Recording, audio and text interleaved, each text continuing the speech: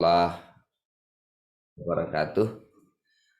Innal hamdalillah nahmaduhu wa nasta'inuhu wa nastaghfiruh wa na'udzu billahi min shururi anfusina wa min sayyiati a'malina. May yahdihillahu falahu mudhillalah wa may yudhlil fala hadiyalah. Asyhadu an la ilaha illallah wahdahu la syarikalah wa asyhadu anna Muhammadan abduhu wa rasuluh. Amma ba'du. Rabbi shrah li sadri wa yassir li amri wahlul 'uqdatam min lisani yafqahu qawli. Sahabat-sahabat sekalian, alhamdulillah bersyukur sekali kita pada pagi hari ini jika bisa terbangun dalam keadaan sehat dan kita diberikan kesadaran, diberikan kemudahan untuk bisa memulai hari dengan melaksanakan kewajiban kita, mulai dari menunaikan sholat subuh tadi. Nah, sesuatu yang belum tentu disadari ya oleh sebagian manusia yang lain, sesuatu yang belum tentu bisa dinikmati oleh sebagian yang lain. Terlebih selepas sholat subuh kita bisa berkumpul di sini untuk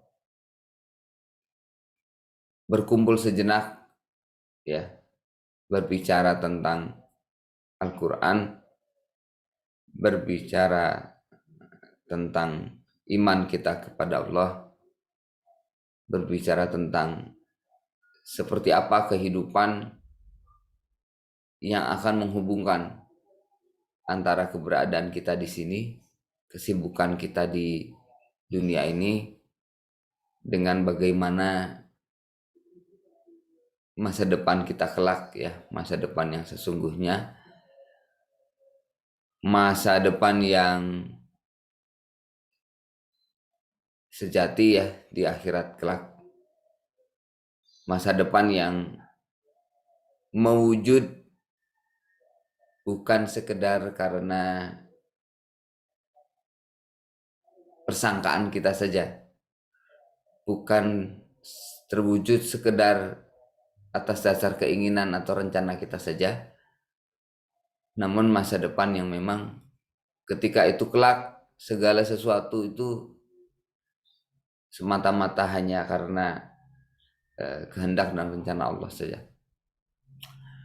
Baik sahabat-sahabat sekalian, dalam kesempatan pagi hari ini saya akan sedikit sharing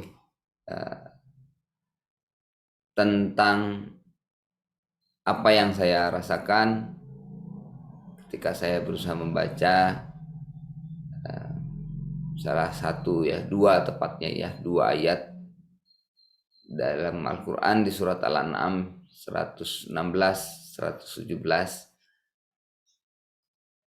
Di sini barangkali sahabat-sahabat juga bisa melihatnya di mushaf masing-masing.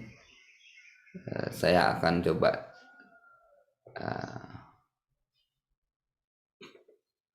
membacakan ya surat tersebut, ayat tersebut dalam dua ayat. Baik.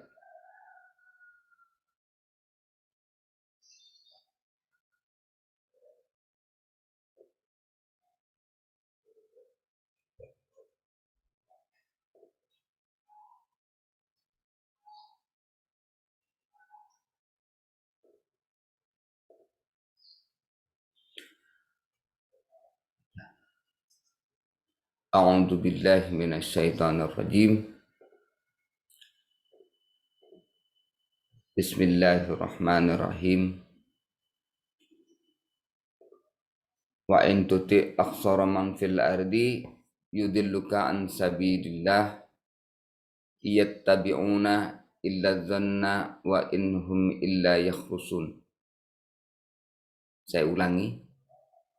Wa in tuti aksara man fil ardi yudilluka an sabilillah yattabi'una illa dhanna wa inhum illa yakhrusun.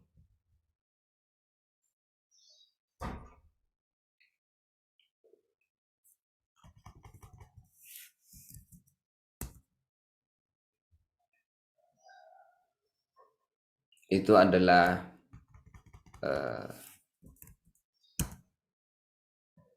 ayat yang ke-116, kemudian ayat 117-nya, inna rabbaka huwa a'lamu man yadillu an sabilih wa huwa a'lamu bil muhtadin. Ya, kalau kita baca juga terjemahannya, di sini tertulis, dan jika kamu menuruti kebanyakan orang-orang yang di muka bumi ini, niscaya mereka akan menyesatkanmu dari jalan Allah. Mereka tidak lain hanyalah mengikuti persangkaan belaka, dan mereka tidak lain hanyalah mengira-ngira saja. Sesungguhnya Rabbmu, dialah yang lebih mengetahui tentang orang yang tersesat dari jalannya, dan dia lebih mengetahui tentang orang-orang yang mendapat petunjuk. Ya, baik. Sahabat-sahabat sekalian,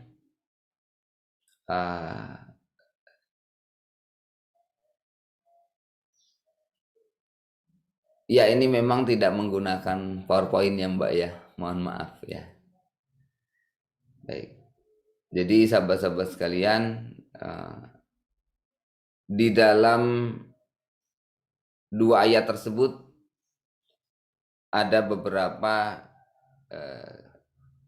kata kunci yang saya kira paling memperjelas ya paling memperjelas apa sebenarnya yang bisa kita ambil, setidaknya sejauh batas pemahaman kita sebagai orang awam. Yang pertama, di sini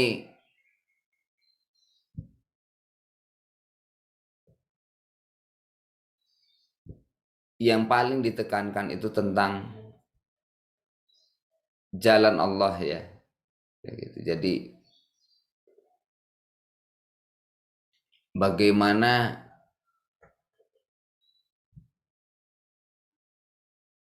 manusia itu di dalam hidup ini kan kita menempuh suatu perjalanan ya. Dari sejak kehadiran kita di dunia, kita lahir, tumbuh, dewasa, dan seterusnya itu kan kita menempuh perjalanan, dan semuanya menyadari bahwa ini adalah sebuah perjalanan, dan untuk perjalanan ini saya butuh plan and guidance ya, membutuhkan rencana dan bimbingan. Hidup ini mau kemana? Hidup ini mau ngapain? Dan oleh karena itu saya butuh informasi, saya butuh petunjuk, saya butuh suatu konsepsi.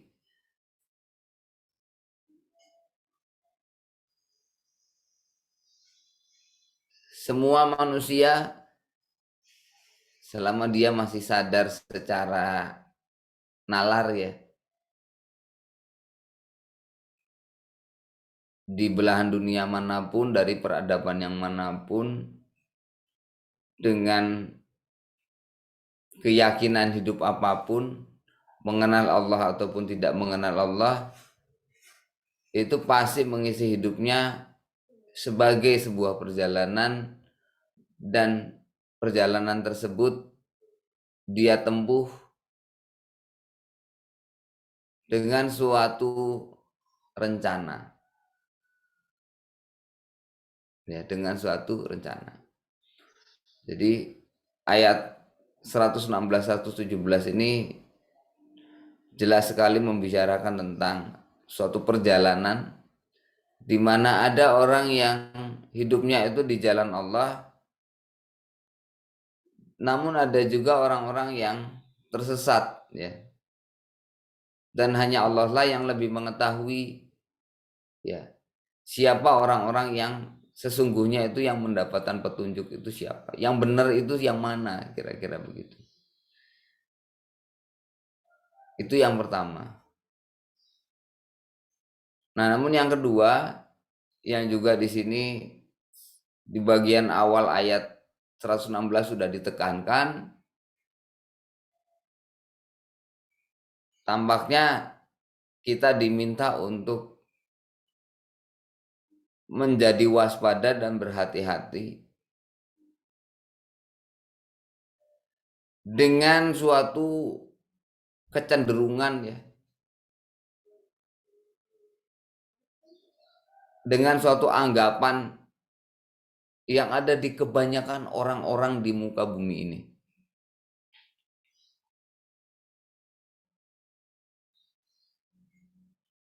Jadi ada satu kecenderungan di antara kebanyakan orang-orang di muka bumi ini, yang mana jika kita menurutinya, justru hal tersebut akan menyesatkan kita ya dari jalan Allah.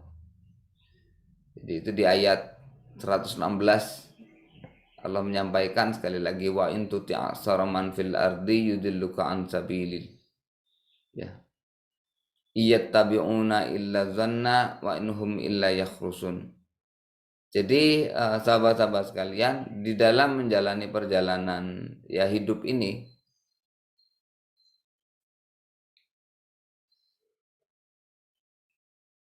pasti kita butuh rencana. Namun jika kita mengambil referensi rencana itu dari apa yang dilakukan atau oleh apa yang diyakini di kebanyakan orang-orang, saya kira kita harus hati-hati ya. Karena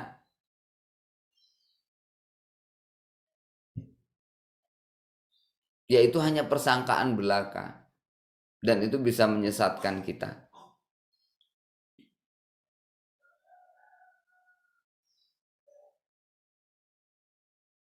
Nah, rekan-rekan sekalian, hal ini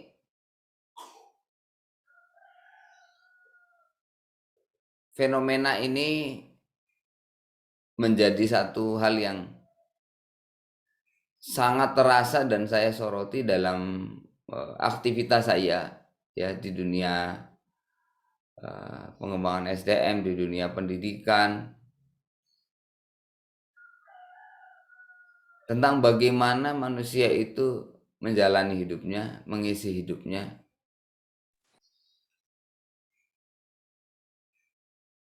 Dia menjalani hidupnya itu dengan konsep yang seperti apa, konsep yang berasal dari mana, gitu.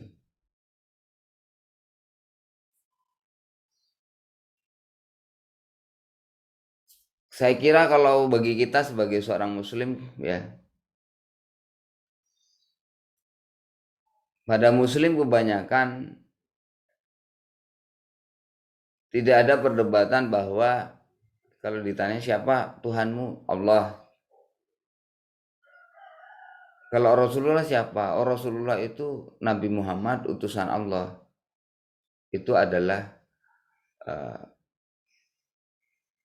pemimpinnya umat Islam, suri toladannya umat Islam.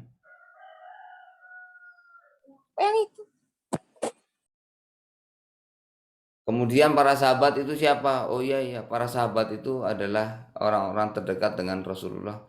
Kalau di bagian 11 itu umat Islam kebanyakan paham begitu ya. Dan mungkin jadinya banyak umat muslim yang merasa ya hidup saya udah benar gitu. Namun tadi ya sahabat-sahabat sekalian, di dalam menjalani hidup ini ada bagian-bagian yang justru kita harus hati-hati, karena dalam bagian-bagian tersebut orang cenderung menjalani ternyata tidak dengan mengikuti rencana Allah, tapi hanya sekedar mengikuti persangkaan kebanyakan orang. Ya, sekedar mengikuti persangkaan kebanyakan orang. Di sini yang ingin saya tekankan itu yang saya menjadi sorotan saya adalah pertama tentang bagaimana orang itu menjalankan kehidupan keluarganya, bagaimana orang menjalani kehidupan pekerjaannya, dan kemudian bagaimana orang itu menjalankan pendidikannya. Saya kira ini tiga hal yang besar ya, urusan besar ya, pendidikan, keluarga dan pekerjaan. Ya entah kita mau menyebut urutannya yang mana dulu ya. Kalau urutannya secara kronologis usia, ya mungkin pendidikan dulu, kemudian bisa keluarga dulu baru pekerjaan, atau pekerjaan dulu baru keluarga.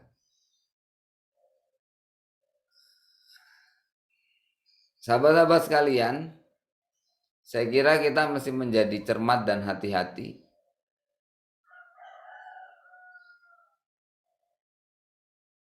Jangan sampai kita merasa saya udah bener kok, hidup saya udah lurus ya. Di ayat 117 itu sudah diingatkan betul ya, bahwa sesungguhnya Tuhanmu dialah yang lebih mengetahui siapa yang tersesat dari jalannya, dan dia lebih mengetahui orang-orang yang mendapatkan petunjuk ya.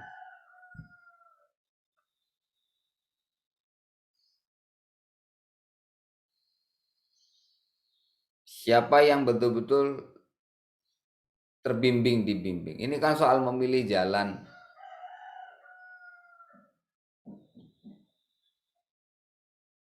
Mari kita coba telusuri lebih dalam ya. Kalau gitu saya akan mulai dari pendidikan ya. Karena ini ada kaitannya juga dengan apa yang sedang saya geluti dan dalami bersama rekan-rekan saya di Yogyakarta. Sahabat-sahabat sekalian, mari kita meninjau ulang tentang bagaimana orang menjalani pendidikan, menjalani persekolahan.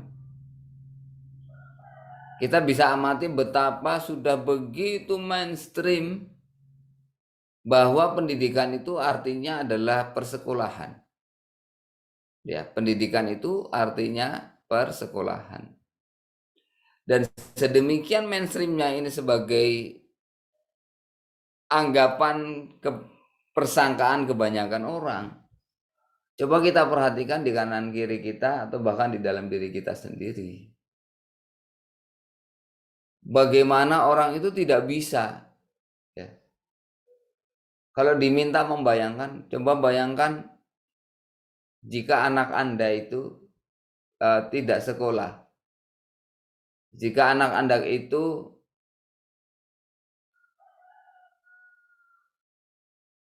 tidak memiliki ijazah, kebanyakan orang akan betul-betul kebingungan bagaimana mungkin gitu. Bagaimana mungkin hidup itu tidak sekolah dan tidak punya ijazah. Ya minimal punya ijazah SMA lah gitu ya. Dan persangkaan ini ya bergeser seiring zaman.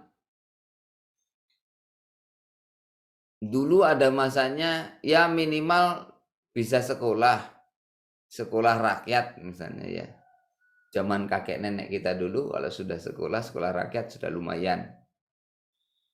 Habis itu bergeser. Kalau cuma SD kurang, minimal SMP katanya. Nggak SMA nggak apa-apa, yang bisa SMA. Nggak semua orang bisa SMA. Dulu ada masanya juga berpikir begitu. Habis itu bergeser ya, karena dalam tanda kutip sudah semakin merata persekolahan formal itu. Bergeser, orang berpikir jadi ya minimal SMA. Habis SMA lumayan bisa untuk melamar pekerjaan. Sekarang yang menjadi persangkaan kebanyakan orang adalah ya minimal kuliah lah gitu toh. Ya raketang diploma gitu kan ya.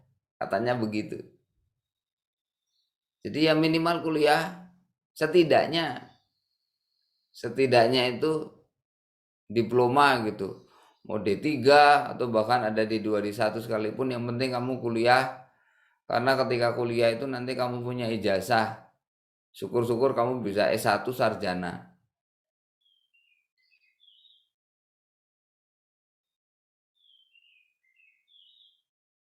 Jadi itu sudah dipercaya sebagai suatu keharusan,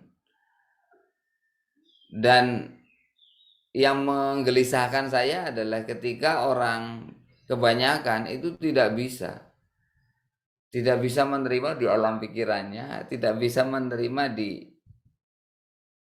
kesadarannya bagaimana mungkin orang itu tidak sekolah dan tidak punya ijazah. Seakan tidak mungkin ya kehidupan itu berjalan. Nah, rekan-rekan sekalian, sahabat-sahabat sekalian, kalau di dalam pemikiran kita sebagai seorang muslim ya, ada hal-hal seperti itu, ada hal-hal yang sadar tidak sadar kita yakini sebagai sesuatu yang mutlak. Itu kita harus hati-hati, karena kalau kita sampai tidak bisa membayangkan hidup tanpa ijazah, jangan-jangan kita seakan-akan meyakini itu sebagai suatu akidah. Sementara bahkan mungkin kita sendiri terhadap beberapa syariat-syariat Islam yang sudah sangat nyata pun kita nggak sampai segitunya gitu.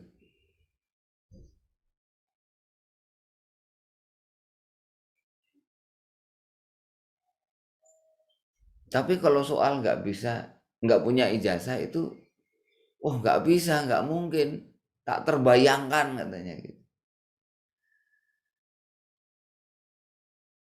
Dan orang menyangka bahwa dengan pendidikan formal itu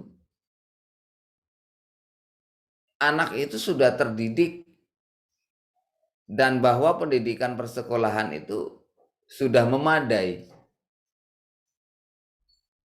untuk mendidik anak itu menjadi seorang manusia yang baik sebagaimana yang dikehendaki oleh Allah.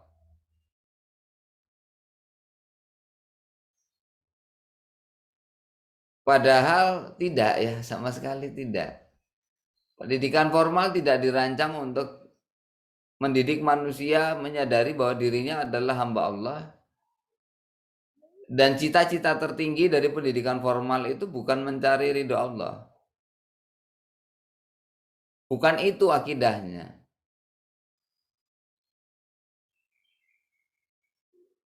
Dan pendidikan formal yang kita jalankan di negara ini, di Indonesia ini kan, ya ini bukan dirancang dengan mengambil referensinya itu adalah dari bagaimana pendidikannya Rasulullah. Formalisme ya istilahnya begitu. Satu keyakinan bahwa pendidikan itu yang terbaik adalah yang formal begitu. Terinstitusionalisasi dengan gedung-gedung terstandarisasi, dengan kurikulum terstandarisasi, dengan nilai-nilai yang disebut terukur dan lain sebagainya.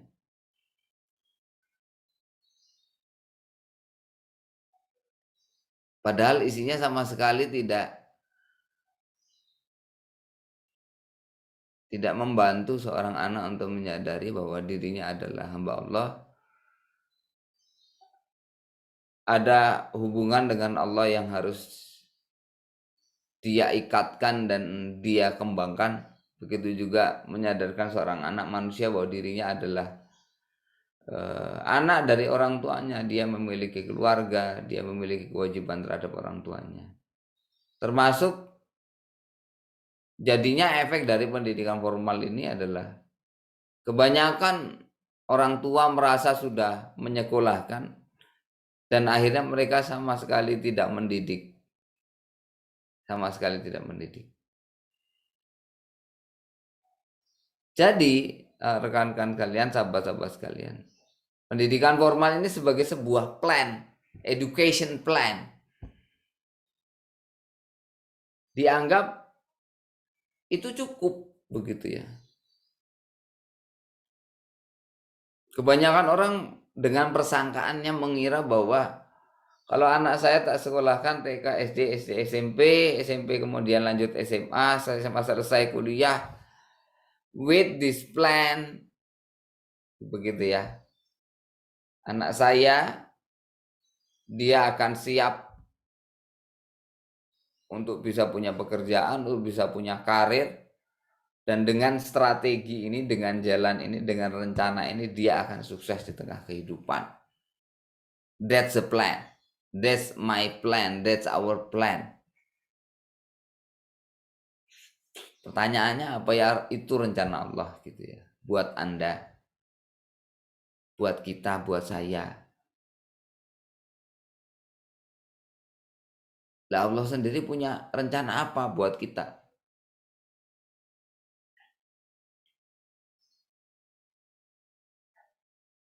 Apakah dengan rencana tersebut seorang anak laki-laki menyadari bahwa dirinya adalah laki-laki dan Allah menetapkan tugas apa kepada laki-laki di tengah kehidupannya sesuai dengan fase usianya? Allah sudah punya rencana yang jelas. Seorang anak laki-laki itu ketika dia usianya belum balik dia mesti ngapain? Ketika usianya dia sudah balik tapi dia sendiri belum berkeluarga, dia mesti ngapain? Dan ketika dia sudah berkeluarga, dia mesti ngapain? Itu sudah ada yang jelas rencananya dan tugas-tugasnya sudah jelas.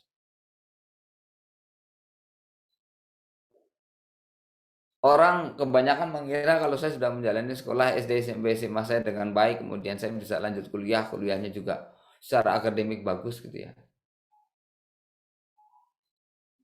Ya kebanyakan orang merasa everything is going well.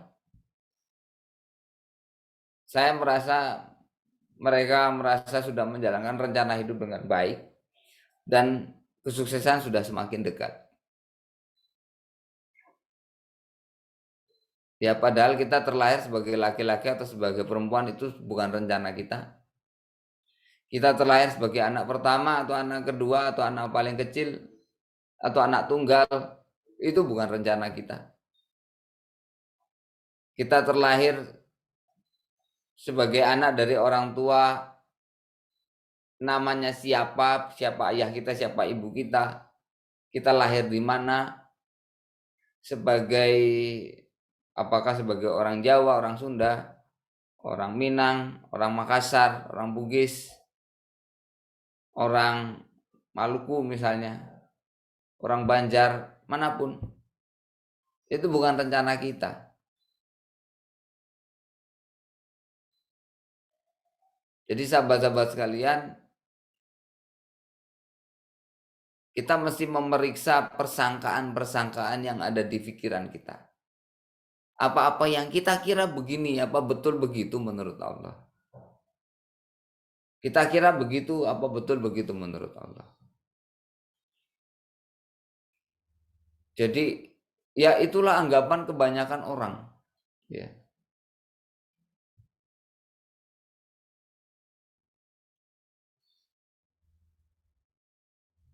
Bagaimana orang itu berasumsi pendidikan itu seperti apa? Hidup ini isinya bagaimana? Hanya asumsi dan ya spekulasi, mengira-ngira saja.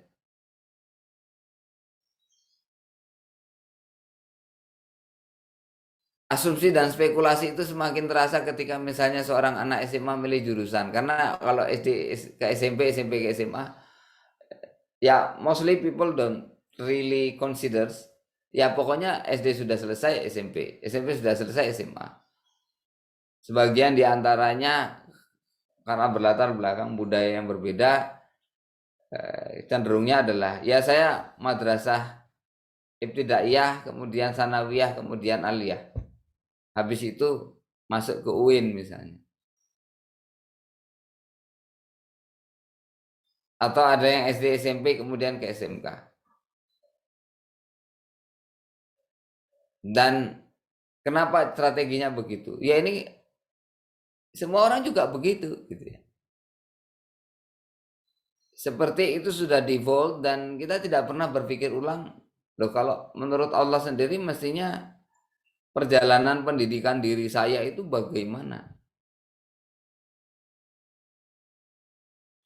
Nah, sahabat-sahabat sekalian nanti biasanya habis itu berlanjut dengan bagaimana kita menjalankan pekerjaan kita. Bagaimana kita berkarir. Ya, berkarir itu seperti apa sih?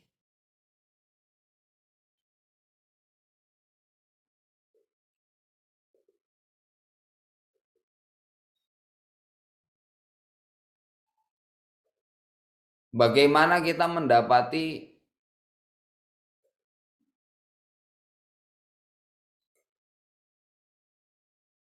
kebanyakan laki-laki ketika dia bekerja,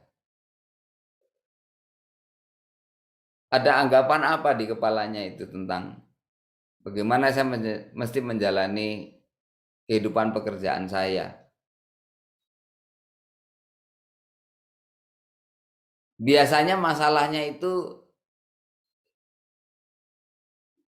justru kelihatan oh ada yang salah dalam kesadaran orang tersebut dalam menjalani kehidupannya, kesibukannya bekerja itu. Kelihatannya itu dari bagaimana dia sendiri berperan di tengah keluarga.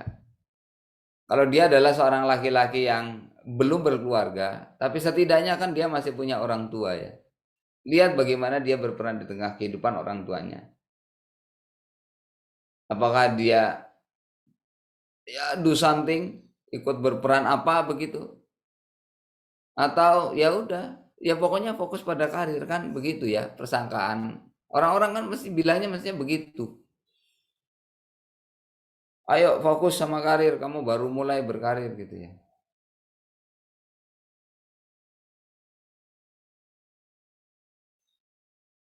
Persangkaan yang tidak jauh berbeda juga kemudian dialami oleh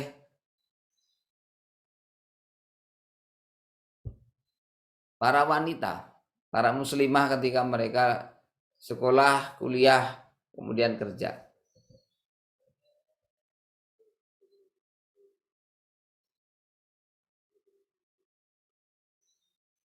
Ada satu persangkaan di masyarakat muslim di Indonesia itu adalah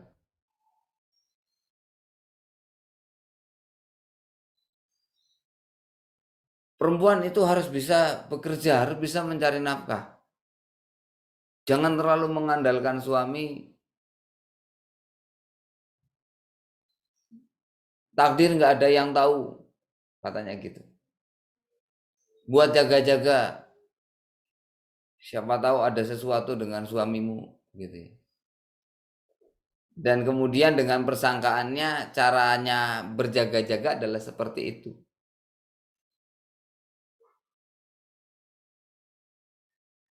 Maka ketika misalnya ada seorang wanita yang saya mau berdedikasi di keluarga, saya fokus mengurus anak, membantu suami. Ternyata kemudian baru menikah 5 tahun, 6 tahun misalnya suaminya sakit meninggal. Dan sang istri ini kemudian menjanda, kemudian orang menganggapnya dia tidak bisa mencari nafkah, dan kemudian sang istri memang mulai terpengaruh mengira sepertinya persangkaan banyak orang, penilaian banyak orang, persepsi banyak orang tentang diri saya tampaknya benar. Berarti salah ya saya kemarin itu fokus di rumah mengasuh anak, mendampingi suami gitu. Berarti yang benar itu ya memang betul suami perempuan itu dari sejak awal asumsi dasarnya adalah harus bisa jaga-jaga, harus bisa mandiri, jangan ngandalin suami.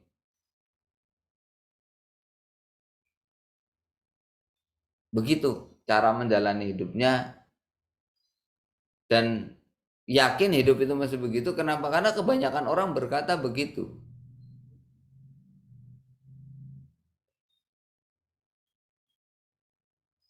Nah, jadi memang sahabat-sahabat sekalian, ya ayat ini, dua ayat ini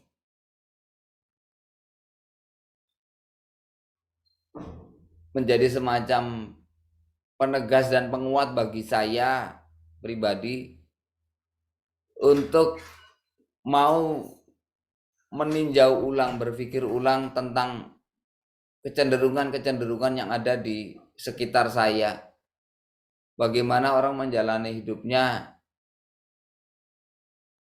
Di luar sana kan kita bisa lihat ada kayak satu anggapan-anggapan umum, rencana umum tentang pendidikan, tentang karir dan keluarga. Semacam ada basic plan gitu ya, atau general plan. Saya mulai gelisah dengan kebanyakan apa ya, dengan apa yang dipikirkan kebanyakan orang itu.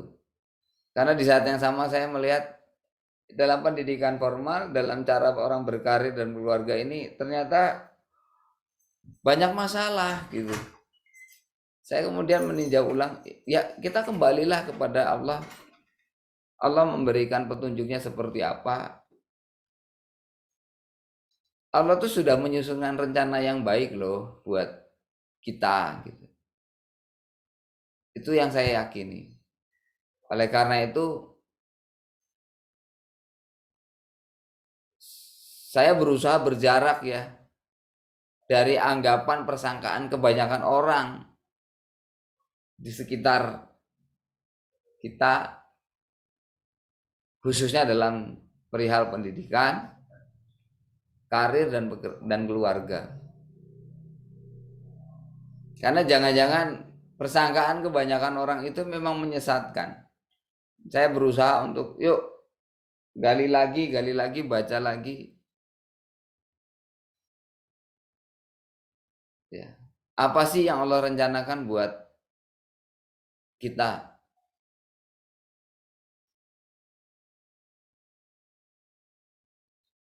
Ketika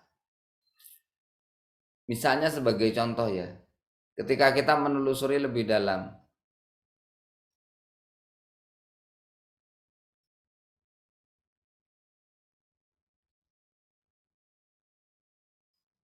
bagaimana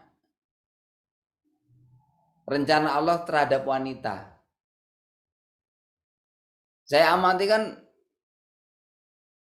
banyak yang seperti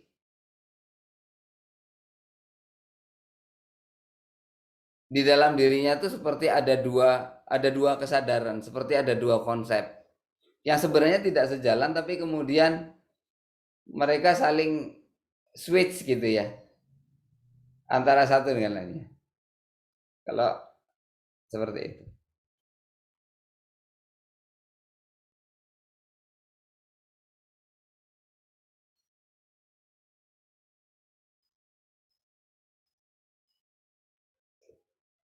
Dan kemudian seiring waktu itu berusaha mencoba menyambung-nyambungkan antara dua konsep yang sebenarnya tidak sejalan.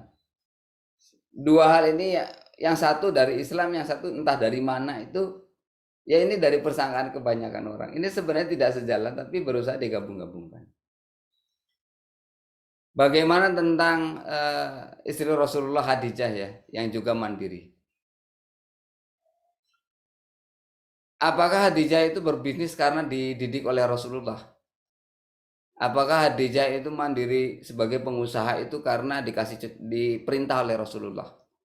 Kita harus periksa kembali. Bagaimana kehidupan Khadijah setelah menjadi istri Rasulullah. Karena hanya saat itulah itu yang bisa dijadikan sunnah. Kehidupan Khadijah sebelum menjadi istri Rasulullah itu bukan sunnah. Bahkan muslim saja bukan beliau itu. Sebelum menjadi istri Rasulullah.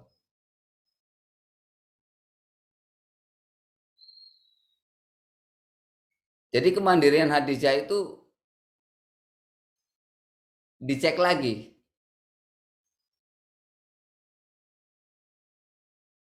Apakah memang itu yang diminta kita ambil dari sejarah Siti Khadijah ya? Apakah kemandiriannya sebagai pengusaha atau pengabdiannya sebagai istri? Apakah Rasulullah memerintahkan kepada Khadijah, ayo lanjutkan bisnisnya, perkuat umat dengan bisnis, wallahu alam. Tapi yang pasti kita harus betul-betul memeriksa, begitu ya, mana yang sekedar persangkaan kita saja, persangkaan kebanyakan orang, dengan mana yang sesungguhnya, dan apa sih yang ada di balik hati kecil kita ketika kita mengatakan sesuatu. Misalnya ya, bahwa wanita juga harus bisa berkarir. Wanita itu harus pandai mencari uang. Bisa dengan harus itu tentu saja berbeda ya. Jika menjadikan itu semacam suatu keharusan, yang mana dengan keharusan tersebut justru ada hal-hal lain yang terabaikan. Sementara yang terabaikan ini justru adalah hal yang diwajibkan oleh Allah. Maka saya kira itu kita sedang dalam keadaan tersesat. Kita mengharuskan sesuatu sehingga kita sibuk dengannya, dan akibatnya ada yang Allah haruskan tapi kita kemudian menjadi lalai dengannya. Disitulah kita tidak sedang hidup di dalam rencana Allah. Kita sibuk dengan persangkaan dan rencana kita sendiri. Persangkaan ini, rencana ini ternyata semata-mata karena kita mengambil dari kecenderungan persangkaan kebanyakan orang.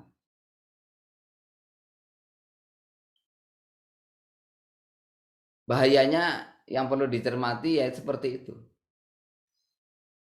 Bilangnya adalah ya ini demi kehormatan diri, ini demi kemandirian dan sebagainya. Tapi ternyata di balik itu, di dalam hati kecilnya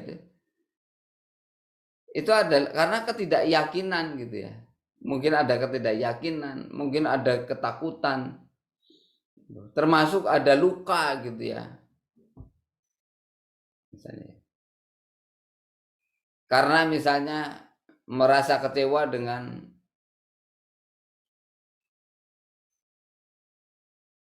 keterbatasan laki-laki misalnya ya, atau merasa terluka dan kecewa karena kenapa Allah mentakdirkan suami saya, kami baru menikah 5 tahun sudah meninggal dan lain sebagainya. Kepedihan dan kemarahan terhadap takdir yang Allah tetapkan itu, penolakan terhadap takdir yang di dalam takdir itu pasti ada rencana Allah, tapi tidak suka dengan takdir tersebut, menolak itu, akhirnya meresponnya dengan sikap seperti itu.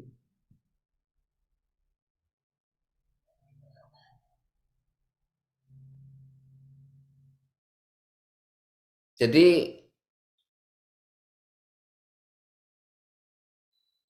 kalau kembali ke perihal perempuan tadi ya, mohon diperiksa kembali.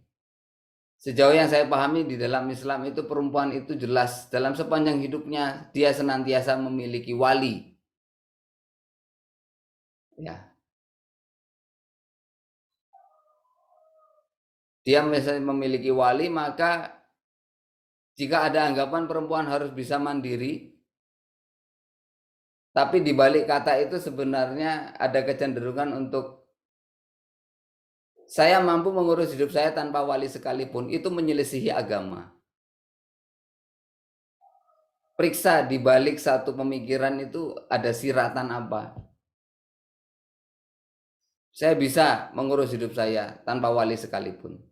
Itu ya persangkaan yang seperti itulah salah satu bentuk bahwa kita tuh ternyata bisa melenceng tanpa kita sadari. Itu menyelisihi agama. Berbeda dengan bahwa perempuan itu mesti terampil, perempuan itu mesti prigel, perempuan itu mesti punya banyak kemampuan. Oh, kalau itu jelas, sepakat. Semua manusia dewasa itu mesti punya life skill. Life skillnya sedikit, ya kalau bisa banyak ngapain sedikit? Namanya skill ya, knowledge, skill, itu miliki sebanyak-banyaknya. Tapi apa arti kata mandiri ini? Kita harus hati-hati di situ karena ya itulah, kita kan mengambil ini dari masyarakat ya, dari kebanyakan orang, anggapan kebanyakan orang.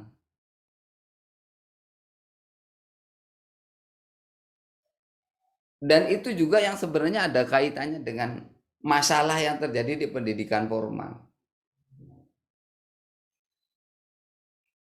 Anggapannya adalah manusia yang baik itu adalah manusia yang bisa ketika dia independen, ketika dia sendiri, everything is fine. Itulah contoh persangkaan yang kita kira benar, padahal itu fatal kelirunya.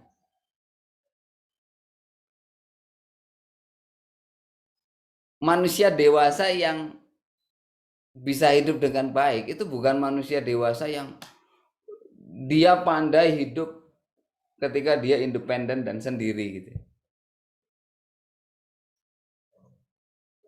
Seorang muslim dewasa yang bisa hidup dengan baik, yang sudah pandai terampil menjalani hidup, itu justru adalah dia orang yang selalu pandai terhubung dan menjaga keterhubungannya antara dirinya sama Allah, antara dirinya sama orang tuanya, antara dirinya sama saudaranya, antara dirinya dengan umat di sekitarnya,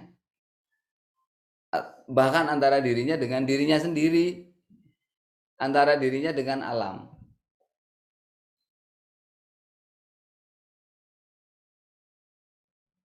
Jadi di dalam Islam hidup itu terhubung,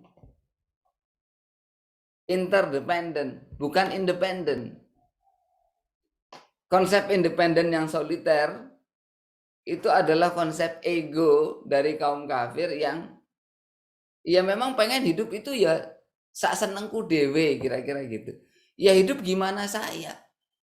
Dan ketika saya bisa hidup dengan diri saya sendiri, itulah kemandirian, itulah kesuksesan begitu ya. Oh tidak, muslim yang baik itu pandai terhubung dengan Allah, terhubung dengan keluarganya, terhubung dengan saudaranya,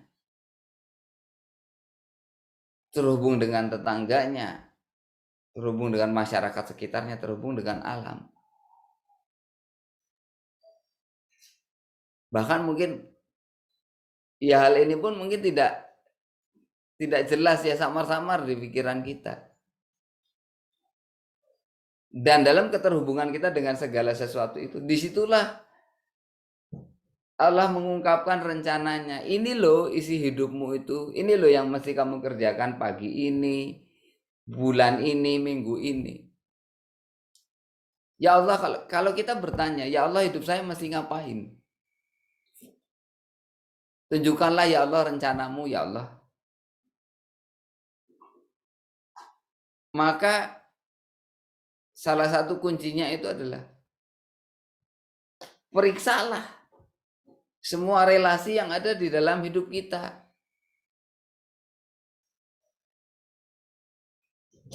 Ya, karena kita hidup itu tidak soliter, tidak terputus. Dalam semua relasi yang ada dalam hidup kita itu, kita akan tahu, oh apa ya rencana Allah buat saya dalam hidup saya sekarang ini.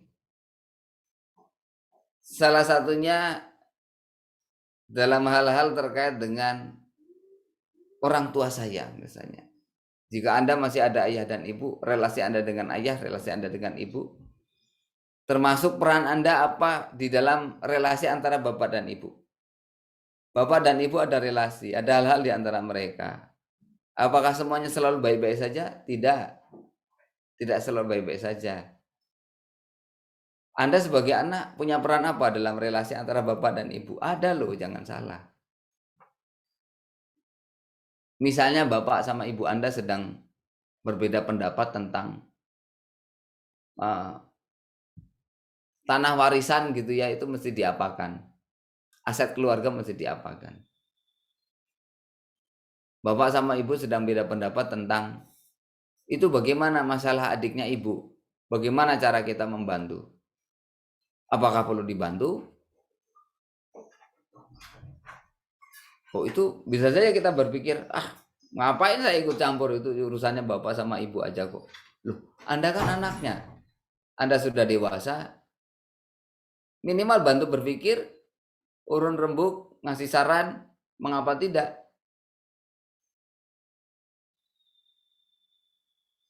Jadi mari kita tinjau ya. Hidup kita ini mau diisi apa? Kebanyakan orang itu kalau sudah masuk jalur aku tak sekolah SD, habis itu SMP. Habis SMP, ya SMA. Habis SMA, ya kuliah. Habis kuliah apa? Ya kerja. Kalau sudah kerja, ya diterusin kerjanya. Nanti biar karirnya naik terus. Itu aja agendanya. Loh, lah yo itu rencanamu sendiri toh. Kalau Allah rencananya buat kamu tuh nggak sesempit itu loh. Kamu tuh banyak amanah yang lain, banyak peluang amal soleh yang lain. Lihat realita di sekitarmu. Tapi semua orang juga sibuk kok dengan sekolah, kuliah, dan kerjanya itu. Ya itu persangkaan kebanyakan orang. Kebanyakan orang merasa everything is well, everything is fine, I am on the track. And somehow eventually I will succeed. Saya sudah ada di dalam tracknya dan nanti dilakoni dan tahu-tahu saya sukses gitu. Ya itu kan persangkaan mereka saja. Kita melewatkan banyak hal dalam kehidupan ini. Termasuk saya sedih ketika menyadari anak-anak sekolah itu, anak-anak yang masih kecil-kecil, ya, yang masih kecil-kecil itu, atau yang sudah remaja menjelang dewasa. Bagaimana mereka melewatkan banyak hal dalam hidup ini.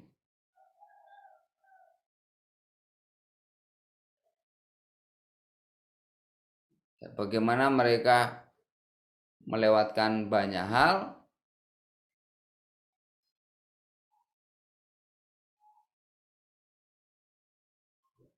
dan mereka merasa oh enggak, everything is fine kok. Saya kira itulah salah satu hal yang menggambarkan bagaimana manusia itu tersesat dan dia tidak sadar bahwa dia sedang tersesat. Oleh karena itu, sahabat-sahabat sekalian, mari kita periksa lagi bagaimana kita menjalani hidup kita. Bagaimana waktu kita. Ya, dari waktu ke waktu, dari pagi hari ke siang, dari siang ke sore, sore ke malam. Dari malam kembali ke pagi. Dari hari Ahad ini ke hari Senin besok. Dari hari Senin ke Selasa terus hingga kembali ke Ahad. Dalam setiap momen, baik rentang durasinya singkat maupun rentang durasi panjang, dalam setiap momen ruang waktu itu pasti ada plan ya yang Allah berikan untuk kita. Bisakah kita menangkap itu? Bisakah kita mendengar, melihat, dan memahami? Sudah jelas sekali. Sudah jelas sekali bahwa Allah itu selalu menegaskan di dalam Al-Quran bahwa kita itu harus senantiasa bisa buka telinga, buka mata, buka hati, buka pikiran, agar kita mendapatkan petunjuk. Petunjuk Allah ini bukan semata-mata bahwa oh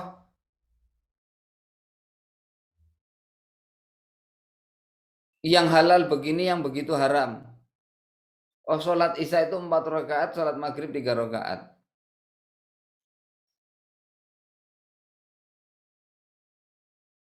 Hal-hal yang memang itu sangat mendasar. Lalu kita mengira sudah cukup ketika saya sudah tahu sholat itu wajib, saya sudah tahu yang ini halal, bahwa riba itu haram, sudah gitu ya. Lah terus bagaimana cara saya mencari nafkah, bagaimana saya menilai? Kita mengira oh ya udah, kalau itu kan sudah ada pattern umumnya, ikuti aja gitu. Kita perlu melihat lagi. Apa betul itu rencana Allah buat kita tuh begitu ya.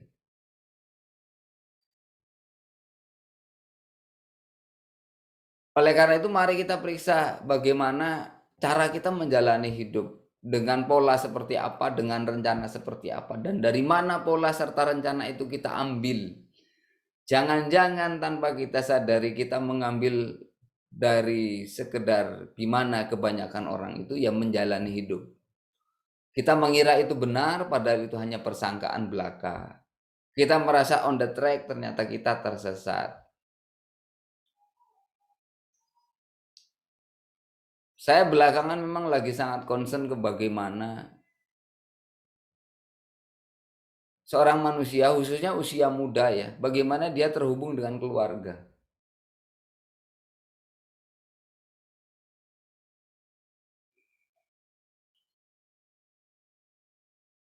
Pendidikan formal itu sudah memutus ya. Sudah memutus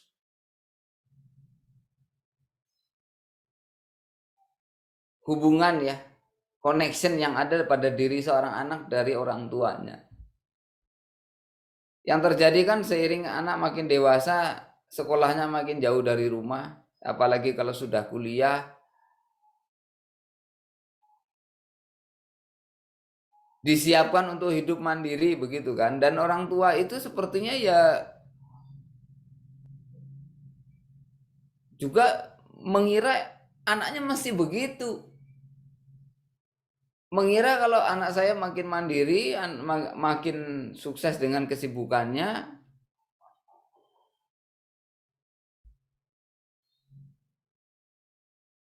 itu bukti bahwa anak ini sudah sukses sekolahnya, pendidikannya sudah berjalan dengan baik, terbukti dia. Dan ketika anaknya sedang sibuk sekolah, mencari berkarir, mengira everything is on plan. Rekan-rekan kalian, sesuatu yang sangat obvious sebenarnya kalau kita mau sadari, sangat betapa kebanyakan mahasiswa itu tidak berguna bagi orang tuanya, tidak terlibat dalam kehidupan orang tuanya di sekian tahun itu ketika dia jadi mahasiswa. Dia nggak berperan, dia nggak berguna, nggak ada jejaknya. Kalaupun ada sedikit saja dalam kehidupan orang tuanya. Itu kan saya baru menyadari bahwa wow, kita sang anak itu melewatkan hal besar.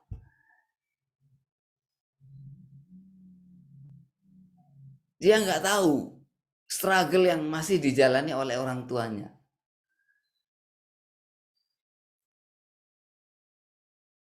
Wah, kita mengira we have a good plan. Ternyata tidak, rekan-rekan.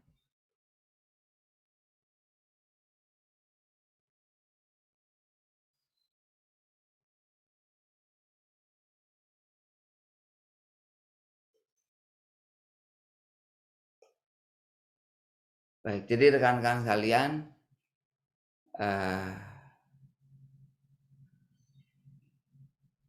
di ayat ini Allah menyampaikan bahwa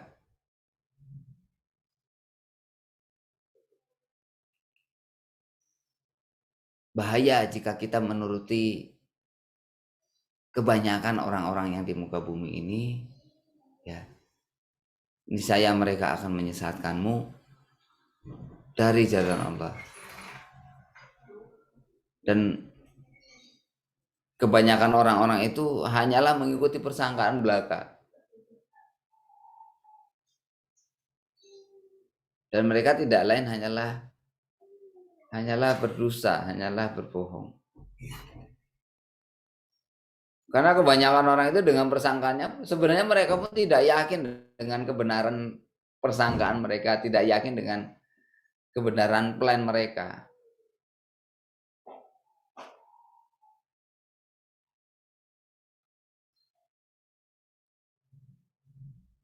Ya, tentang bagaimana pendidikan itu dijalankan, bagaimana tentang berkarir itu gitu ya. Bagaimana keluarga itu. Mari sahabat-sahabat kalian, kita tinjau ulang ya kecenderungan-kecenderungan umum itu. Sedemikian umum, sedemikian masif,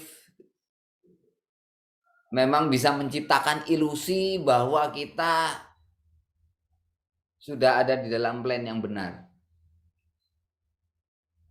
Sedemikian masifnya persangkaan itu, cara-cara itu sehingga menciptakan ilusi bahwa plan ini pasti efektif. Tanpa kita sadari, kita tidak mencari tahu.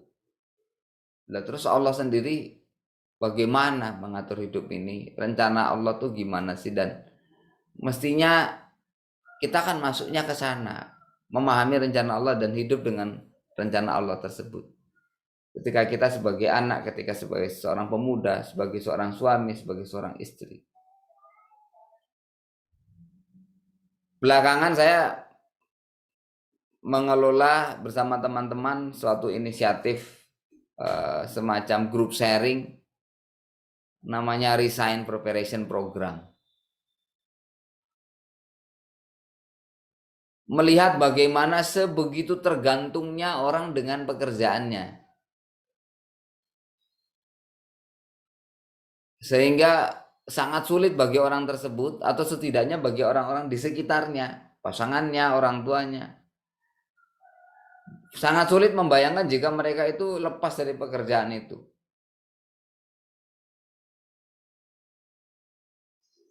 Sangat sulit membayangkan kalau lepas dari pekerjaan itu kemudian nafkahnya bagaimana, rezekinya bagaimana.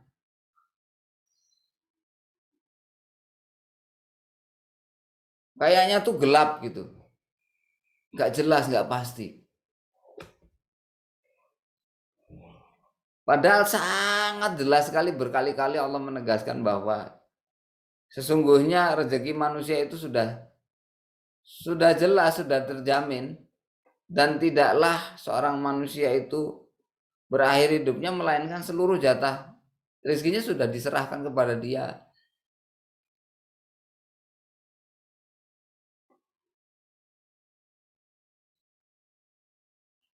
Dan sayangnya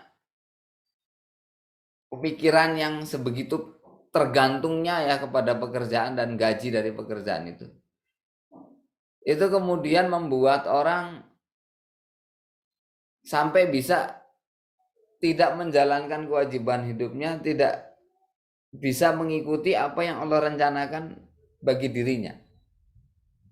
Seorang wanita berkarir, kemudian dia sudah menikah, Allah berikan karunia anak, anaknya lahir.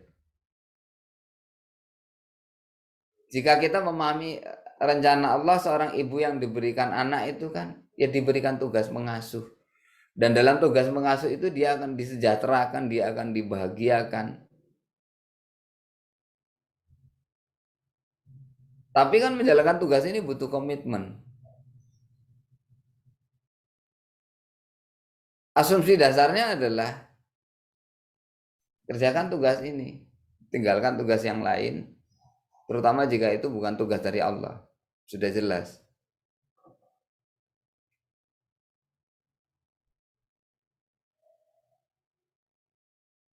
Nah itu aja kayak susah sekali. Padahal Allah punya rencana.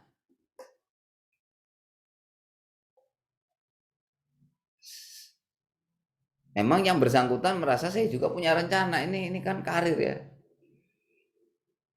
nggak mungkin saya lepas.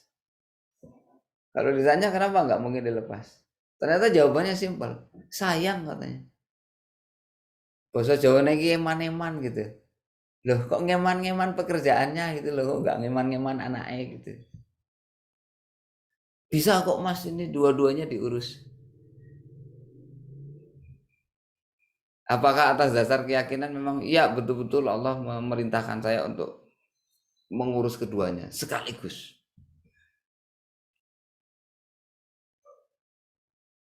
Itu yang saya kira kita mesti menjadi cermat gitu ya. Baik, oleh karena itu sahabat-sahabat kalian, mari kita meninjau kembali kecenderungan-kecenderungan kita. Cuma memang justru yang seringkali belakangan ini yang kita meleset, kita keliru, itu memang pada hal-hal yang kita mengira di sana tidak ada masalah, tidak ada pertentangan antara bagaimana cara saya menjalaninya dengan bagaimana Allah itu sudah menggariskan dalam agama ini. Kita mengira tidak ada pertentangan begitu ya. Ternyata ketika kita menelisik lebih dalam, kita mendapati oke. Ternyata dalam cara-cara umum orang menjalani hidup itu sebagiannya itu problematik, bermasalah. Kenapa bermasalah? Karena cara-cara itu tidak sejalan. Tapi kok kebanyakan orang begitu? Ya itulah masalahnya. Makanya ayat ini betul-betul membuka mata dan pikiran saya bahwa ya memang kita harus hati-hati dengan persangkaan kebanyakan orang. Jangan merasa pasti benar ya. Kita mesti periksa kembali karena sesungguhnya Allah yang lebih tahu begitu siapa yang tersesat, siapa yang sudah sesuai jalannya. Baik, demikian sahabat-sahabat sekalian, sharing dari saya. Masih ada waktu barangkali kalau kita mau berdiskusi, barangkali rekan-rekan juga punya pendapat, punya pandangan terkait ayat ini atau ada hal lain yang mau didiskusikan. Monggo saya kembalikan terlebih dahulu ke moderator ya. Terima kasih. Assalamualaikum warahmatullahi wabarakatuh.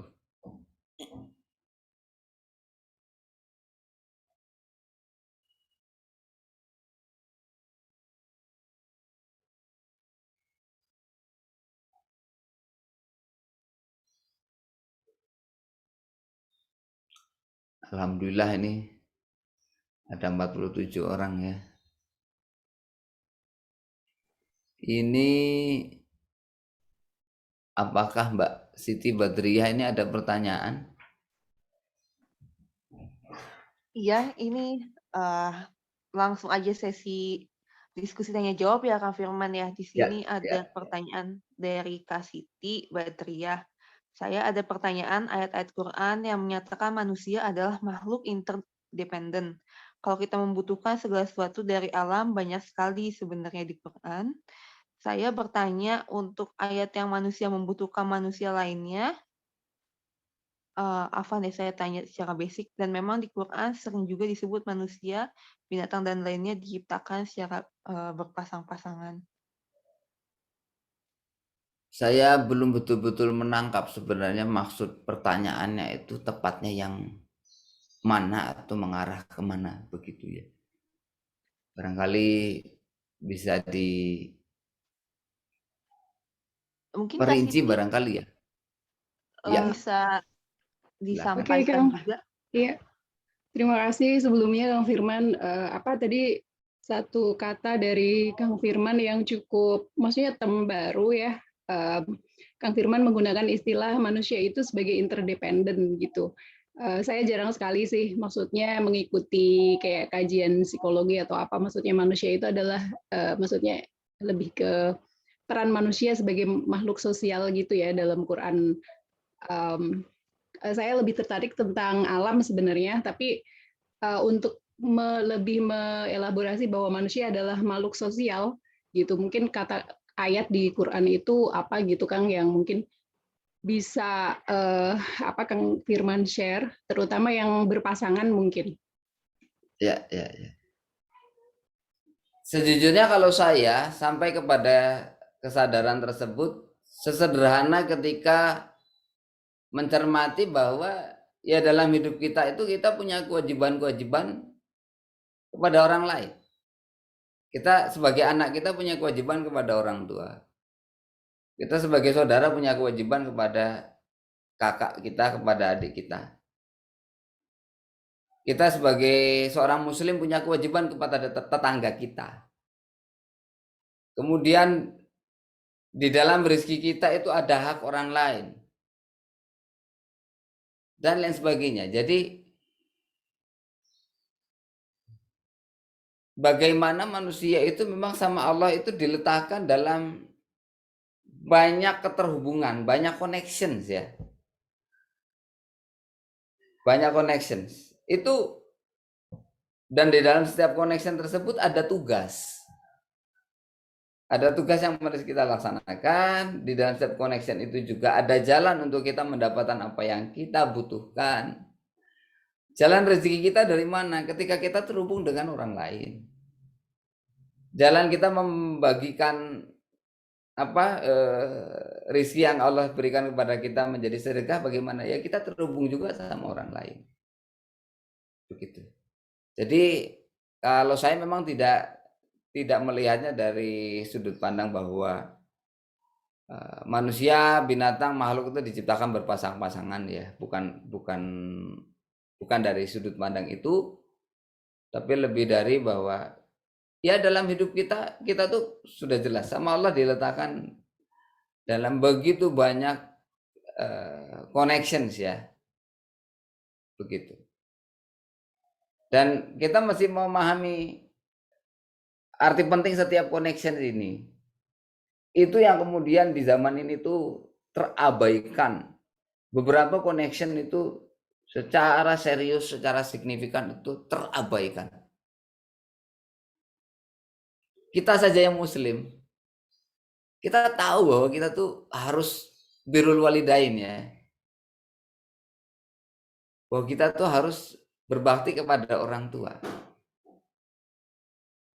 Tapi tentang berbakti kepada orang tua ini sendiri, ini adalah satu urusan yang itu tidak dielaborasi dengan lebih jelas lagi. Well, we almost do nothing to cultivate these connections.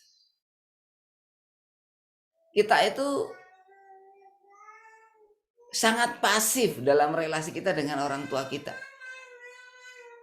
Kita sekedar, ya pokoknya saya nurut ketika diperintah. Saya membantu ketika saya diminta atau disuruh. Itu aja gitu. Kalau nggak ada permintaan dari orang tua, nggak ada instruksi, ya sudah kan. Kita lupa dan kita sibuk sama diri sendiri. Dan ironisnya bahkan banyak orang tua yang menyuruh anaknya tuh untuk udahlah nak, kamu fokus sekolah aja, kamu fokus kuliah. Ayo, kuliah yang baik, kuliah yang berprestasi, kuliah yang tinggi. Cum laude, begitu ya.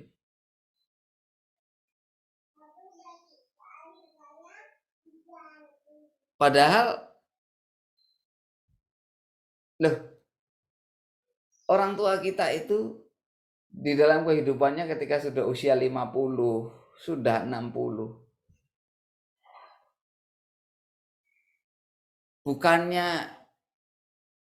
Bukankah mereka yang saat ini itu sedang dalam posisi semakin perlu untuk betul-betul memanfaatkan waktu sebaik-baiknya, menyelesaikan urusan sebaik-baiknya, mempersiapkan diri sebaik-baiknya sebelum kemudian menyambut keberangkatan. Misalnya bisa kita bayangkan ya di sebuah keluarga, orang tua kita itu mau berangkat haji. Dapat informasi, dapat data berangkat haji di tahun 1443 Hijriah ini. Itu dari 2 tahun yang lalu misalnya ya. alhamdulillah dapat jatah berangkat haji. Semakin mendekati, kan persiapannya semakin fokus kan. Dan begitu tinggal sebulan lagi berangkat. Tinggal 3 minggu lagi, tinggal 2 minggu lagi. Semua orang di sekitarnya itu disedot perhatiannya. Ayo yuk anak-anak semua ngumpul, bantu bapak ibu mau berangkat haji. Bantu dipersiapkan, bantu diperiksa administrasinya, bantu ininya, cek intunya, kesehatan bapak ibu gimana, dan lain sebagainya. We prepare everything. Dan semua anak mesti bantu. Apalagi kalau di kampung biasanya sudah mulai ada acara ini dan acara itu, ada acara syukuran dan lain sebagainya. Iya kan? Disedot perhatiannya untuk membantu itu, mau berangkat haji. Loh, bapak ibu kita itu kalau sudah usianya di atas 50, 60 itu sudah bukan mau berangkat haji lagi omongannya gitu. Ini mau berangkat ke alam kubur dan kemudian nanti ke alam selanjutnya, yang mana ya kita pun akan ke sana.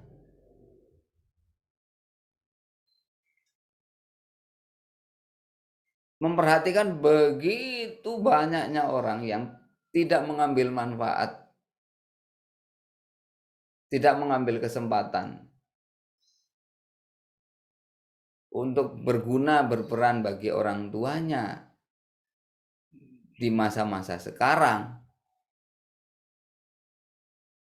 Di situ kita melewatkan satu hal yang besar, begitu ya. Nah, di sini terima kasih ini ya. Jadi yang terangkum dalam pikiran saya itu persis seperti yang Pak Heru Wibowo tulis di sini di terakhir ya. Bahwa akhlak Rasulullah itu semuanya based on interaction with people. Dan oleh karena itu menjadi sangat penting memeriksa kita itu terhubung sama orang lain di dalam hidup kita itu. Dalam bentuk apa saja, relasi apa saja yang kita miliki. Di dalam relasi-relasi itu ada rencana Allah yang perlu kita sadari dan kemudian kita ikuti rencana tersebut. Sebagian diantaranya relasi yang sangat erat kaitannya dengan kita. Nggak bisa kita putus. Dan dosa besar kalau kita memutusnya kan. Kan begitu ya, kita tidak boleh memutus tali silaturahim. Hubungan kita dengan keluarga kandung, dengan bapak ibu, dengan saudara kandung. Oh, itu tidak boleh. Lawang bapak kita meninggal saja, kita diperintahkan untuk memelihara hubungan baik dengan teman-temannya bapak kita, dengan karib kerabatnya. Jadi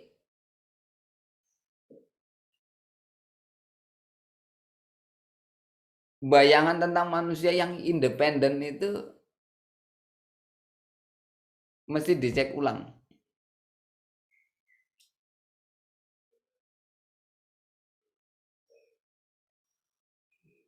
Karena kalau manusia independen yang dimaksud itu adalah yang bisa even dalam kondisi soliter juga everything is fine gitu ya.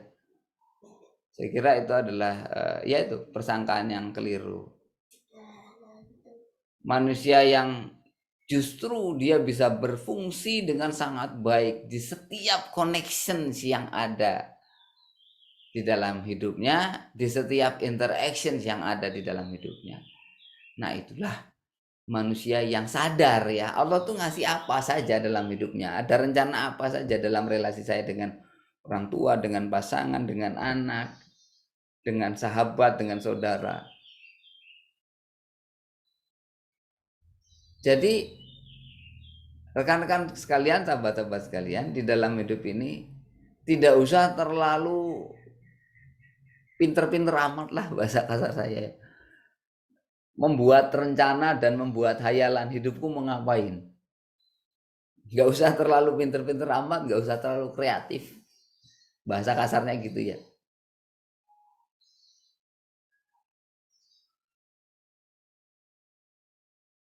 kita mesti menangkap. Allah sendiri sudah punya rencana buat kita. Kita nggak perlu berhayal, nggak perlu berangan-angan. Ya, buka telinga, buka mata, buka hati, buka pikiran.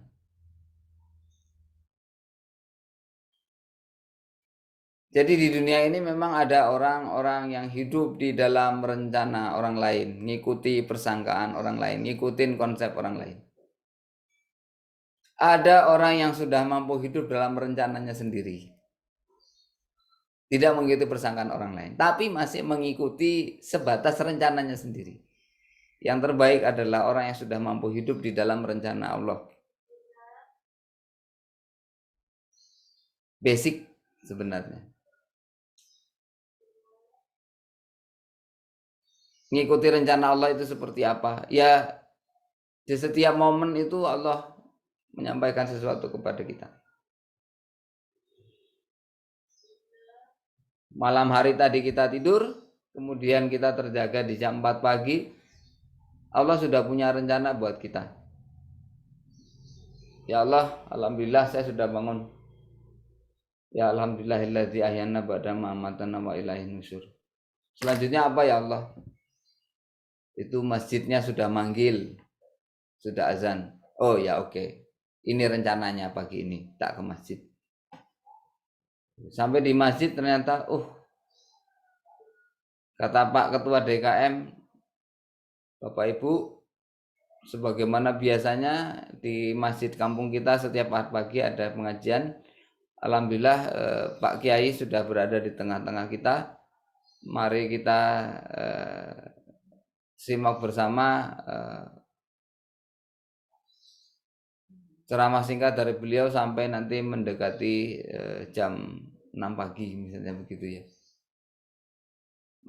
Ya udah, ternyata Allah kasih kesempatan saya majelis ilmu. Alhamdulillah kita ikuti aja gitu. Tadinya pengen balik lagi ngantuk harus turun meneh gitu kan. Rencananya mau tidur lagi gitu. Ternyata Allah ngasih rencana yang lebih baik. Di masjid ada majelis ilmu pada subuh. Wis tak ikuti wis gitu ya. Gitulah. Kita tinggal pandai-pandai menangkap, buka telinga, buka mata, buka hati, buka pikiran. Allah ngasih kesempatan apa? Allah nyuruh apa? Sebatas ruang lingkup pribadi kita dulu saja itu kita sudah bisa melihat banyak. Apalagi kalau kita memeriksa tadi dalam setiap connection dan interaction yang ada di dalam sekitar kita. Begitu. Matur nuwun ya, ini sudah rekan-rekan sudah nambahin beberapa ayat juga ya. Begitu. Ini Mbak dari Pak Herubo, terima kasih. Silakan kalau misalnya ada satu lagi yang mau didiskusikan barangkali. Tapi ya tadi mohon maaf ya ke Mbak Siti Badriah. Kalau soal ayatnya memang tidak spesifik tentang bahwa manusia itu diciptakan berpasang-pasangan ya. Baik, saya kembalikan ke Mbak Faiza ya sebagai moderator. Iya, makasih Kang Firman untuk tadi jawaban pertanyaannya. Teman-teman di sini jika ada yang ingin ditanyakan bisa raise hand ataupun menyampaikan via chat ya. Dan ini mungkin saya undang juga Pak Heru. Assalamualaikum Pak Heru. Assalamualaikum Mbak Faiza. Assalamualaikum Mas Firman. Iya, Waalaikumsalam Mbak ada Heru. sharing yang mau disampaikan. Waalaikumsalam. Ya, tadi barusan Mas Firman bilang kita nggak perlu jadi orang pintar. Tapi menurut saya Mas Firman ini pintar. Jadi ngambil topiknya ini menarik. Jadi sangat setuju, dan ini terus saya membayangkan ini Mas ya. Kan Mas Firman di Jogja ya. Iya. Nah, terus ini coba kita bayangkan ya. Kalau ada orang yang dikeluarkan dari sekolah saat kelas 2 SMA, itu kira-kira bagaimana ya masa depannya? Atau bagaimana persepsi orang tentang masa depan dari si anak ini yang kelas 2 SMA itu dikeluarkan dari sekolah. Dan sekolahnya itu di SMA Negeri 1 Jogja lagi. Nah, ternyata dia menjadi seorang Ibu Susi ya, Menteri Susi yang akan jadi menteri. Jadi itu kan kalau misalnya orang, wah dia pasti masa depannya suram lah gitu ya, madesu ya, masa depan suram. Ya. Ternyata kan salah. Jadi kan ini contoh ayat yang dibahas Mas Firman melukiskan yang seperti itu. Wah kalau drop out dari SMA ya, drop out dari kuliah aja susah gitu kan. Lulus kuliah aja susah dapat kerja apalagi. Nah, padahal malah jadi menteri.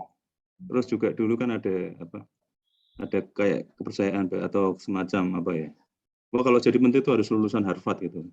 Enggak juga. Dikeluarkan dari kelas 2 SMA Negeri 1 Jogja juga bisa jadi menteri. Jadi ini sesuatu yang menarik. Nah, tentang kalau Ustadz Nukman itu kan ketika membahas ayat itu, saya pernah dengar nasihatnya itu. Pertama, kamu pelajari dulu dari terjemahan yang biasa lah. Terus habis itu paling enggak tafsir Ibnu Katsir gitu. Terus mungkin ada previous knowledge atau previous experience gitu yang bisa untuk menambah. Nah, terus habis itu baru dengerin yang ada di Bayyinah TV. Itu kan ada yang diperluk, ada juga yang concise commentary. Nah, kalau ini untungnya ayat ini tuh pakai in ya. Jadi jika wa in tuti aktsara kan bukan wa idza gitu kan. Bukan wa idza tuti', tapi wa in tuti'. Jadi Ustaz Tomat pernah menjelaskan juga kalau in itu beda dengan idza gitu kan. In itu if, jika itu sesuatu yang tidak diharapkan atau sesuatu yang kemungkinan terjadinya sangat kecil. Kalau idza itu when, artinya ketika. Jadi diharapkan terjadi. Ini alhamdulillah gitu. Ayatnya punya in. Nah, terus yang menarik juga dari penjelasan Mas Firman itu, kita tidak boleh menjudge bahwa masa depan akan seperti ini jika orangnya seperti itu persis sekali dengan apa yang saya masih ingat Mas, saya pernah ditugaskan di luar negeri, terus bos saya itu CEO saya orang Swiss, terus ada satu meeting gitu, ada seorang manajer gitulah yang bilang, kita kan ada waktu itu ada program untuk program 3 tahun gitu ya, ngasih sekolah gratis gitu untuk masyarakat sekitar perusahaan gitu. Nah, lulusannya itu diharapkan, kata si manajer itu, diharapkan nanti bisa direkrut oleh perusahaan dan nanti berkarir sampai ke level supervisor. Nah, CEO saya ini orang Swiss itu langsung agak marah, Mas. Jadi kamu tidak boleh membatasi karir seseorang. Terus ya dia lulusnya kan itu pendidikan yang diselenggarakan oleh perusahaan kan pendidikan setingkat D3 gitu. Jadi ya bayangan si manajer itu ya D3 ya batasnya supervisor lah gitu. Nah itu CEO saya marah, Mas. Jadi nggak boleh ngomong kayak gitu. Karena yang dibutuhkan oleh perusahaan ini, dia bilang gini, perusahaan ini tidak butuh seorang PhD. Ini klop dengan apa yang tadi Mas Firman sampaikan, kita nggak usah pintar-pintar lah. Itu kalau itu namanya Gary Schultz ya, mungkin juga bisa di browsing. Gary Schultz itu bos saya waktu itu, dia bilang perusahaan ini tidak butuh seorang PhD. Yang dibutuhkan cuma 2, dia bilang. Yang pertama bisa kerja, yang kedua bisa kerja sama. Nah yang nomor 2 ini berarti bisa sedikit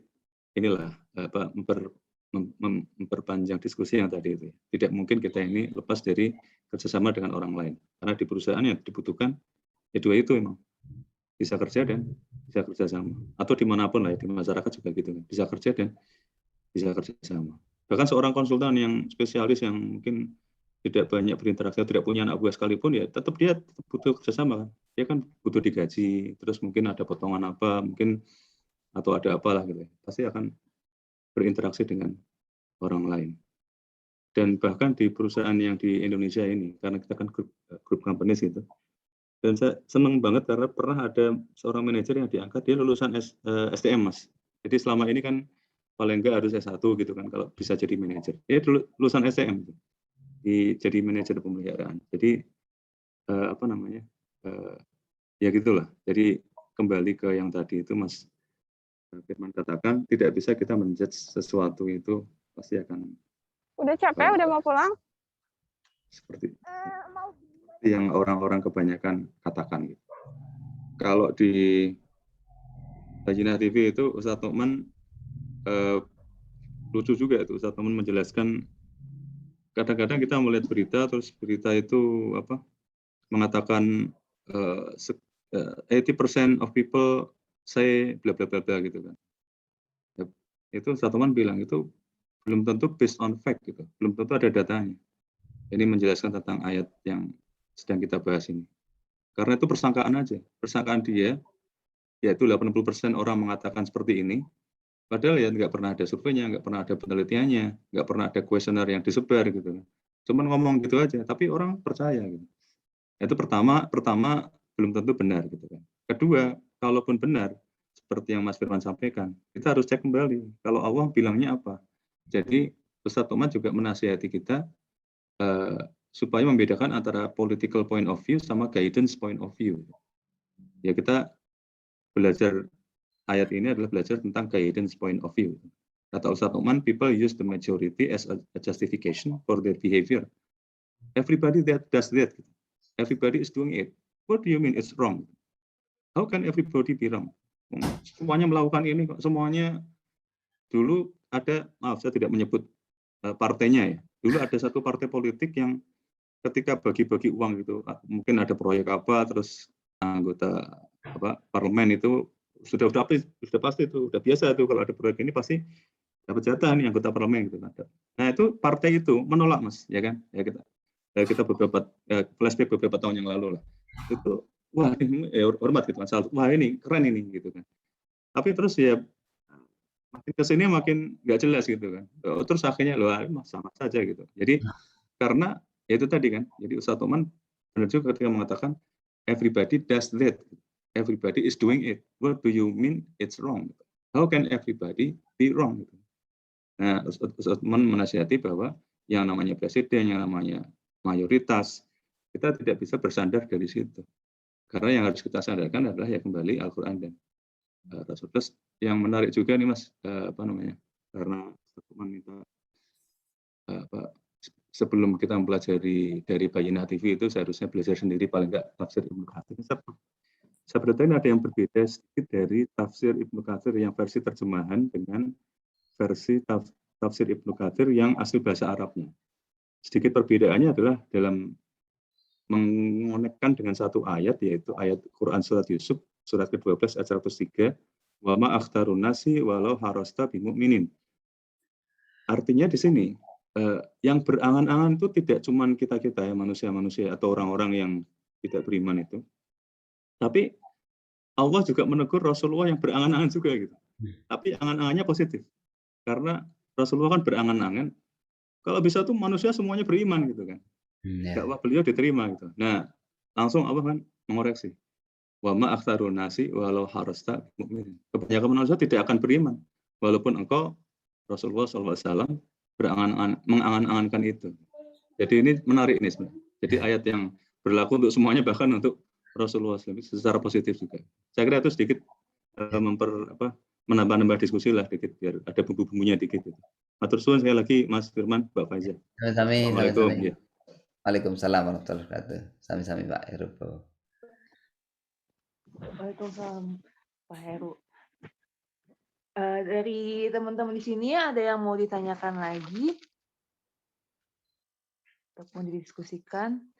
Baik, karena waktunya sudah pukul 7 ya, kita langsung mendengar dari Kang Firman aja nih untuk closing statement atau mungkin nasihat terakhir dari ayat yang dibawakan.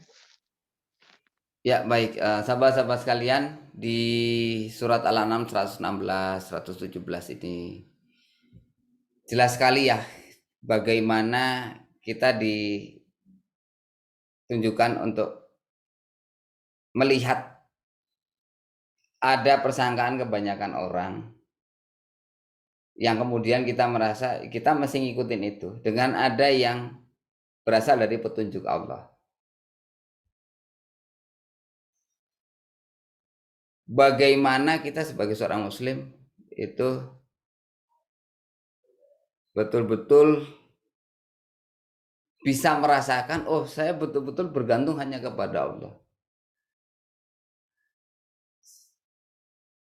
Tidak jarang momen di mana kita bisa betul-betul bergantung kepada Allah itu datang ketika situasinya seperti ini. Kita berada di tengah-tengah, kita selama ini tertarik untuk mengikuti cara kebanyakan orang, mengikuti anggapan kebanyakan orang. Dan saat ini kita memilih untuk meninggalkannya. Sehingga yang tersisa buat kita hanyalah bergantung kepada Allah. Ya Allah, saya sudah meninggalkan cara kebanyakan orang. Saya mengambil jalan yang oleh kebanyakan orang dianggap jalan saya itu mempersulit diri sendiri. Jalan yang enggak jelas, jalan yang tidak pasti, belum terbukti. Tetapi memang jalan ini saya ambil bukan karena sudah serba jelas dan sudah terbukti, bukan. Tapi karena di jalan ini, ya Allah, saya bergantung hanya kepadamu. Jadi hematnya dari saya rekan-rekan sekalian, barangkali minimal sekali dalam hidup Anda itu pernah berani mengambil sebuah keputusan yang bertentangan dengan kecenderungan kebanyakan orang. Karena Anda yakin sebenarnya yang dari Allah itu enggak begitu. Saya mengira setiap orang itu akan pernah mengalami ujian yang seperti itu. Dan mari kita berusaha menjadi manusia itu yang mendapatkan petunjuk dari Allah. Dengan cara kita berani meninjau ulang. Dan jika perlu setelah kita tinjau, ya, apa yang kebanyakan orang mengira masih begini dan begitu. Berani kita tinjau ulang dan kemudian kita menyadari bahwa semestinya ternyata tidak begitu. Dari Allah panduannya tidak begitu, rencananya tidak seperti itu. Kita berlepas diri dari itu.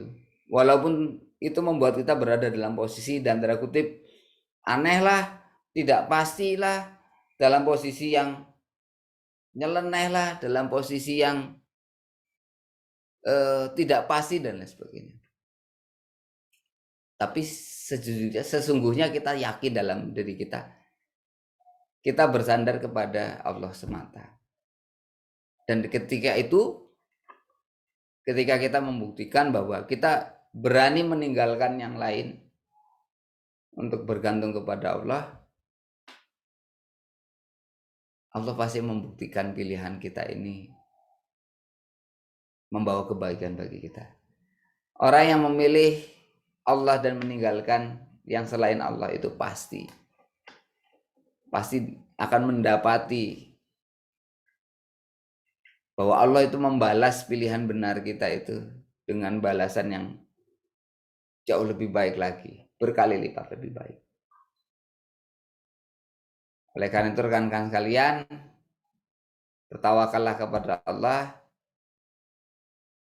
dan marilah kita hidup sesuai dengan panduan Allah.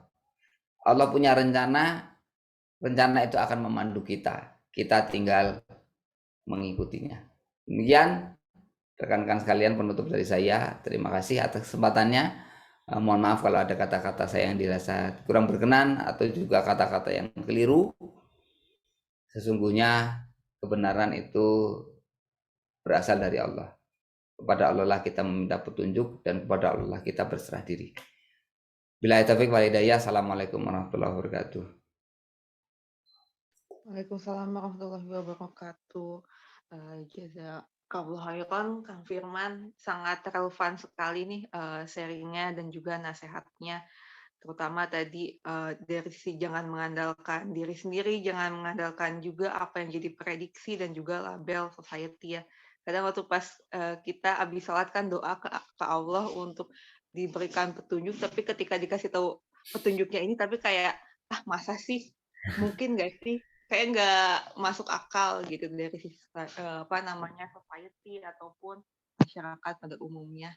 Dan ini benar-benar jadi reminder ya bahwa apa yang ada di sisi Allah itu pasti lebih baik, dan juga karena Allah juga yang menciptakan kita, Rob kita pasti selalu memilihkan jalan yang lebih baik, dan kita nggak akan ditinggalkan sendiri dalam menjalani hidup. Terima kasih banyak Kang Firman dan juga tadi untuk Kak Siti atas pertanyaannya dan juga Pak Heru untuk tambahan insight-nya. Dan insya Allah kita bertemu lagi dalam Story Morning pekan depan ya dengan ayat-ayat refleksi lainnya, refleksi pilihan. Dan sebagai moderator juga mohon maaf jika ada hilaf dan kita tutup dengan doa penutup majelis. Subhanakallahumma wa bihamdika asyhadu an la ilaha illa anta astaghfiruka wa atubu ilaik.